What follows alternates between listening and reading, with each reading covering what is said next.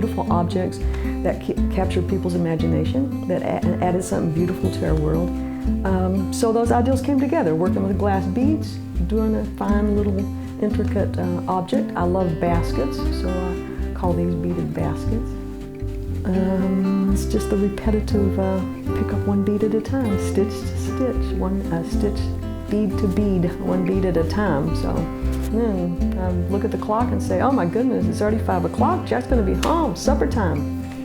Linda and Jack are a great team.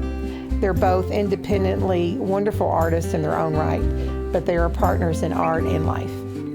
Jack is a very creative person, and the things we make together are really important to me. We do collaborate on a daily basis, piece by piece. We bounce ideas off of each other. We criticize each other. She has a wonderful heritage from Knott County, has developed her craft work over the course of her career, building on family traditions and developing a craft form that is really uniquely her own and very special just to Linda. I was raised in a family where I was surrounded by objects of beauty that were being made. My mother continues to make beautiful quilts. Yeah, working with our hands is so important. And I sometimes think about working with my hands and watching my grandmother, my Granny Collins, who I loved, watching her hands as she worked. I sometimes see her hands when I look at my hands.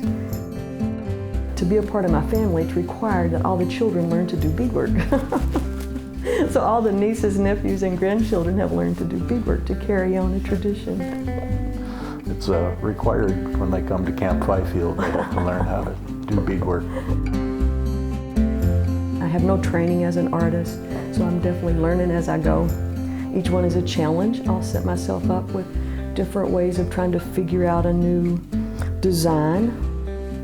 It is very satisfying creating a piece of work that you feel is really good. And I sometimes think I may be a little selfish because I make these for me, and I feel really blessed that people respond to them and love the work, and that encourages me to continue to make them, but I really do make them for me.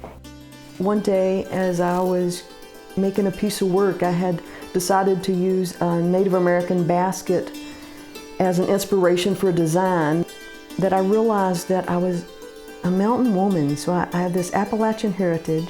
I'm doing an African beading stitch. I'm working with Czech glass beads, and I'm doing a Native American inspired piece of work. So I loved how all those cultures came together.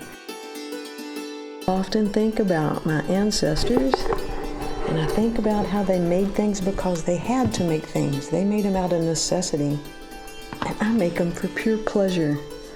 I still enjoy the process, but I don't have to have that handmade chair. I don't have to have that basket, or I don't have to have that quilt. Now they can just be objects of beauty. The craft form is uniquely her own. The themes are from nature and her surroundings. I know of no one else doing work like Linda Fifield. We've been married going on 41 years and have spent one night apart. Oh, how unfortunate, huh?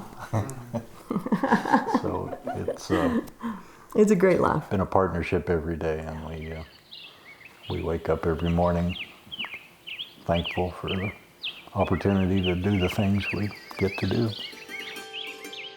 Living here in the country, looking out at those incredible hills and seeing the beauty of nature, how could you not be inspired?